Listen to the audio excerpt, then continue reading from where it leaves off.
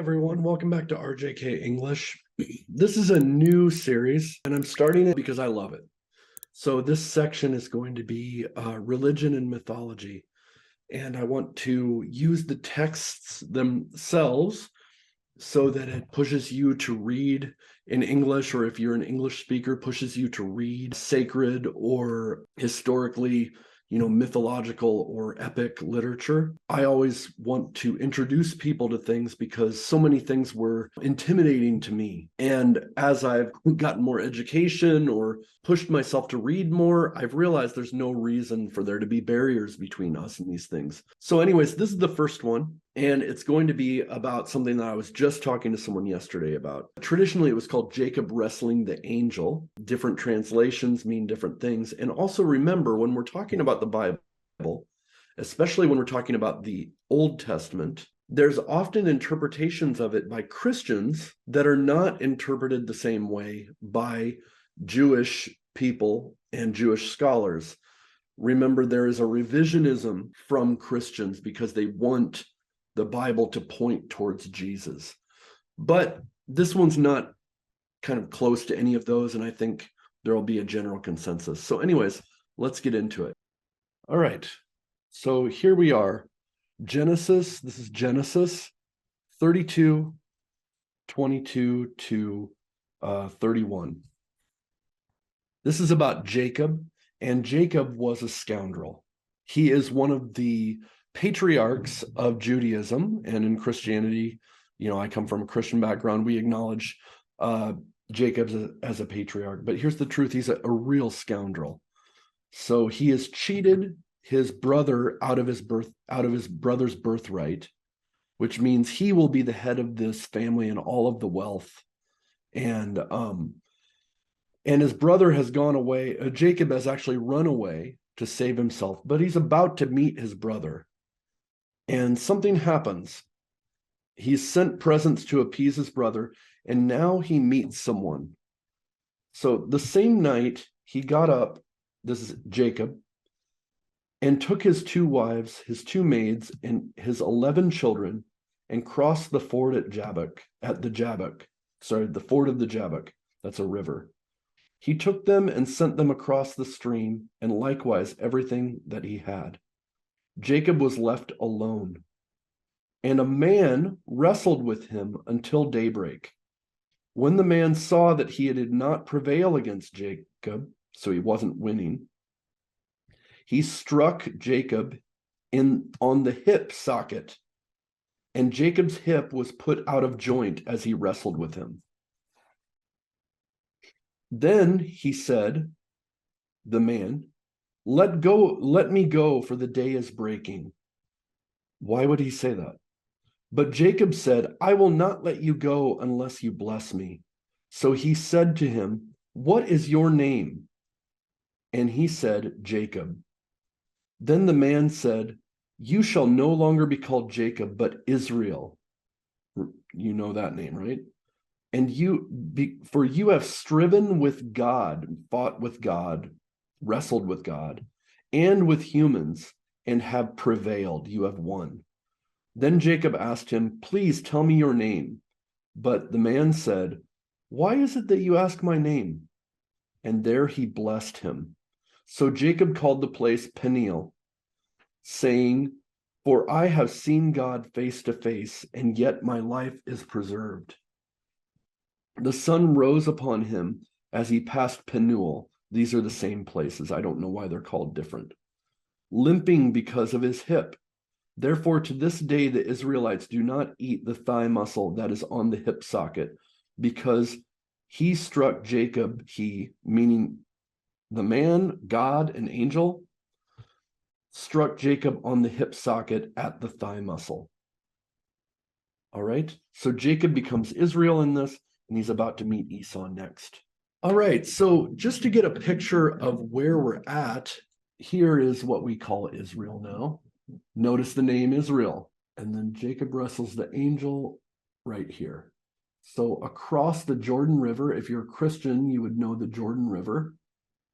That's where Jesus is baptized and where John the Baptist was baptizing people, right here. It could be the place in what is now in Jordan. So, why do I share this? So, first, it's important to note Jacob was a scoundrel. What do I mean by scoundrel? He took his brother's birthright.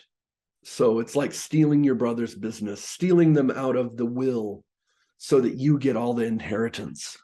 Then he goes and lives with his father-in-law. He marries a woman and he steals his father-in-law's sheep and they have to run away. And then he realizes he's going to have to meet with his brother who he scammed out of the inheritance, right? He's still in hiding and he's going to meet his brother. And that's when he meets this person. So in that setting, think about this. This is a person that has inherited everything from his father, but he's in exile and his brother hates him, supposedly. Well, we've seen a lot of this in epic literature and mythology. Think of the Ramayana. What happens to Rama? He goes out into the wilderness for 14 years, right? Jesus goes out into the wilderness. Many times in epic literature, the hero is cheated out of his wealth for a while. The Odyssey, Odysseus is out on the ocean and these other men are trying to take his wife.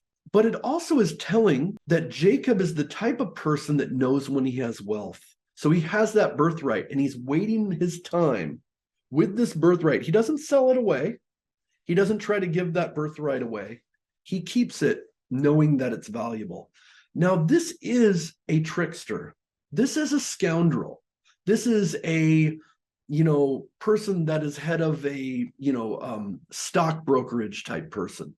This is a politician even, a real scoundrel.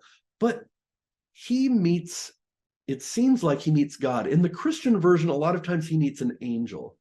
And what happens? He meets this person. The sun is down and the sun's about to come up and he starts wrestling them. It's very mythological, isn't it? Wrestles them. And as the sun is coming up, this person says, I need to stop wrestling. The sun's coming up. Why would that matter? Something about he can't be around when the sun comes up. Is he a vampire? And Jacob holds on.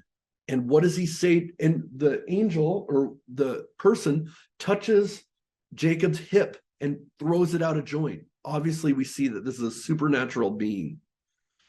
But Jacob holds on. What does Jacob eventually ask for? He says he wants a blessing. He wants a blessing. He says, bless me. And what happens? He gets rewarded.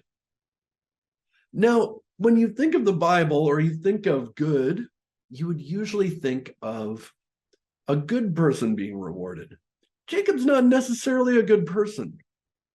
He is of the epic type that uses, like Odysseus, like tricksters like Loki. He uses tricks to gain things. But here's what I'll say. He knows gold when he sees it.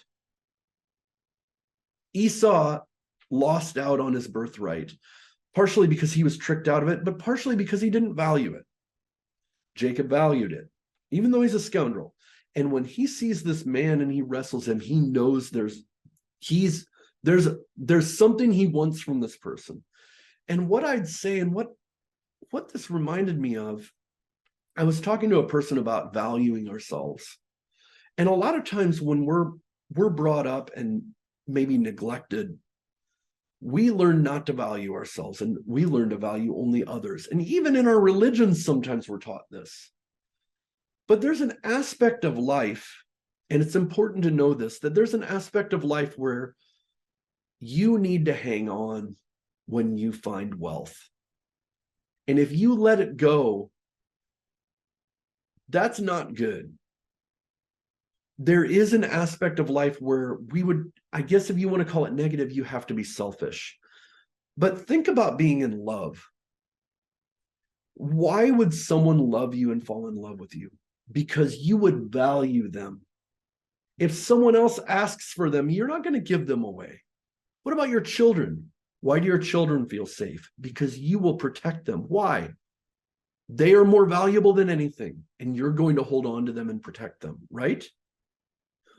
What if you're a social worker and you're helping people and they are hurting people, they're refugees or something?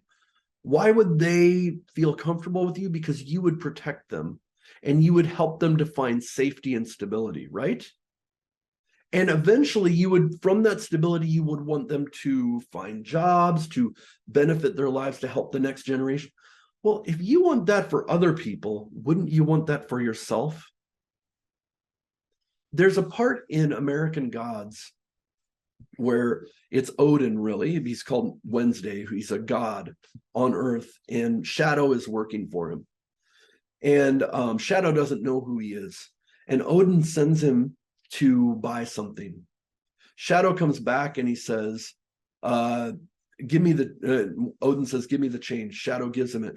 And Odin says, I assume you kept 10%. And Shadow said, why would I do that? I'm honest. And he says, if you don't know how to take care of yourself, how are you going to take care of me? There is a truth to this. Even in the New Testament, there's a man who the king gives him something and he just saves it instead of investing it. Investing would get you money back. And the king, when he comes back, punishes him. And there are these stories where we have to know when we value something and we have to claim that thing. Now, this could sound like a lot of these ministers, and they love to use religion to say, oh, claim your blessing from God. But am I telling you to go ask God for something? No, I'm not. What I'm saying is, when you see value, grab it, not steal it from someone. But when valuable things come into your life, hold them. Know when you see value. If you're looking, let's say you're thinking about getting married later, or you're looking for someone, well, if you don't know how to value yourself, how are you going to value someone else? So Jacob wrestles and says, bless me. We need to do the same thing. And I think it's quite a good myth, or if you believe that this is from God, it's quite a great religious saying. So it's just a challenge today to think about. I find this really interesting, and it fits in with a lot of mythology and a lot of epic literature. And I would call this magic. That's really what it is.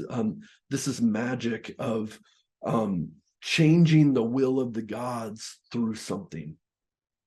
So if you read the book American Gods, I think you'll see a lot of situations like this.